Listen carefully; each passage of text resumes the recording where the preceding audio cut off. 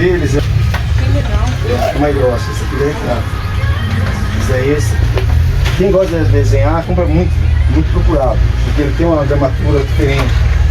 Pra você pintar, trabalhar com pintura, tanto em lápis, com pinto normal, muito bom. Muito bom. Esse é bom mesmo. Pode fazer até aquarela. Aquelas pastilhinhas, sabe? Que é com água. Isso é legal também. Muito legal isso daí, muito bonito.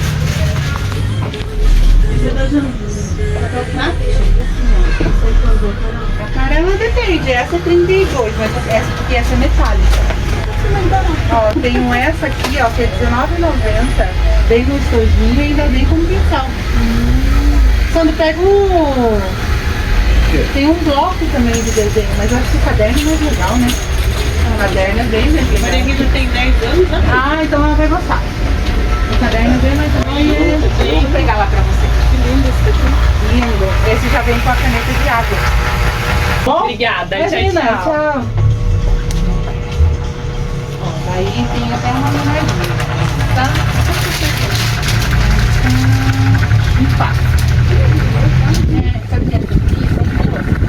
Você vira e tem uma folha de baixo e umas folhas no fim. Tem que acreditar os poucos, o roubo precisa meio mercado.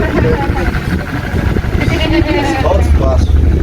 Ó, esse aqui vem com 6 cores e 6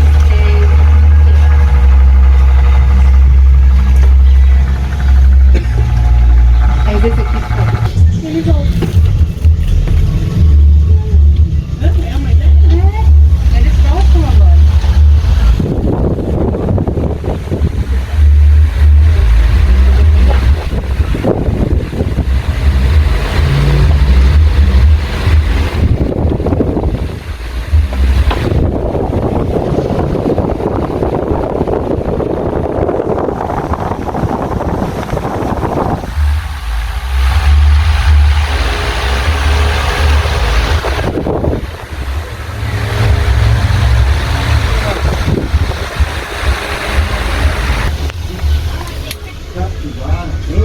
Vem pra cá, mas vem aí.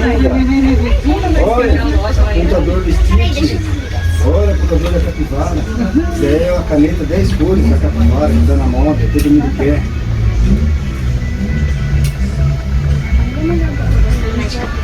É, olha aqui, borracha da capivara.